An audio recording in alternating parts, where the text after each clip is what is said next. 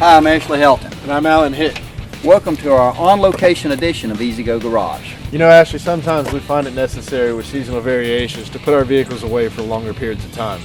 Today we're going to show you how to properly prepare your vehicle for long-term storage. Before we begin our long-term storage procedure, we want to make sure that our preventive maintenance schedule is up to date. And you can always refer back to your owner-operator's guide for the preventive maintenance schedule. We've moved the vehicle to the storage area. The first step for the electric models is to turn the key switch to the off position and remove it for safety. On the RXV vehicle, we want to leave the run tow switch in the run position. By flipping it to the tow position, it'll power up the parking brake and drain the battery pack over time. However, on the TXT vehicle, we want to make sure that the run tow switch is in the tow position. You also want to make sure that you turn off or disconnect any accessories such as lights, GPS, or radios that can pull parasitic electric draws on your battery set during long-term storage. So Ashley, one of the most important steps in our long-term storage procedure is to make sure that the batteries stay fully charged, especially in colder climates where the batteries can have a tendency to freeze. Yeah, according to battery industry charts, it takes approximately 75 degrees below 0 Fahrenheit to freeze fully charged batteries. So what we're going to do with this vehicle is we're going to go ahead and plug it up into the charger, and we're going to make sure that the charger and the indicator light are both functioning properly. After a full charge cycle, unplug the charger.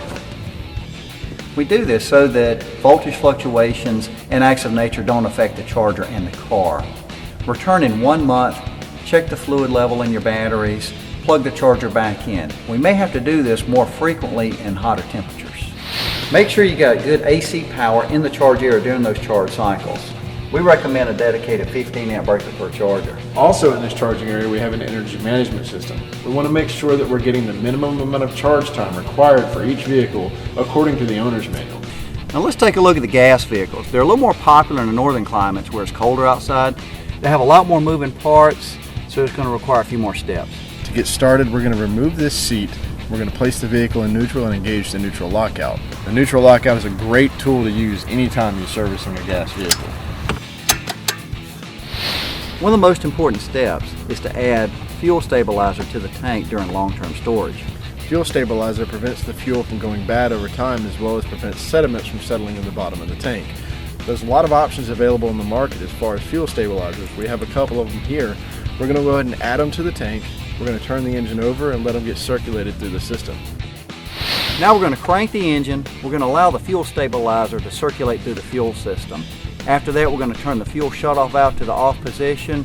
We're going to run the engine until it sputters. This tells me that the carburetor is depleted of gas.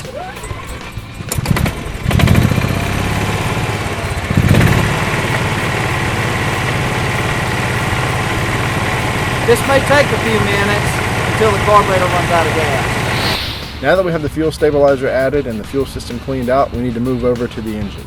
We need to remove the spark plug and we need to add either fogging oil or 30-weight engine oil to the cylinder to prevent it from rusting while the vehicle is in storage. I'm going to start by removing the spark plug and adding the fogging oil.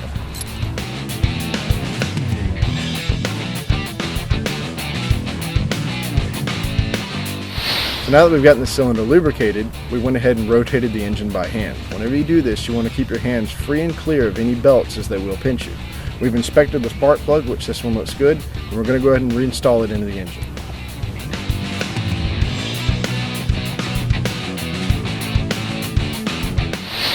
By following these simple steps, whether the vehicle's gas or electric, your vehicles will be ready to play when you are. They sure will. Thank you for joining us on this episode of Easy Go Garage. We'll see you next time.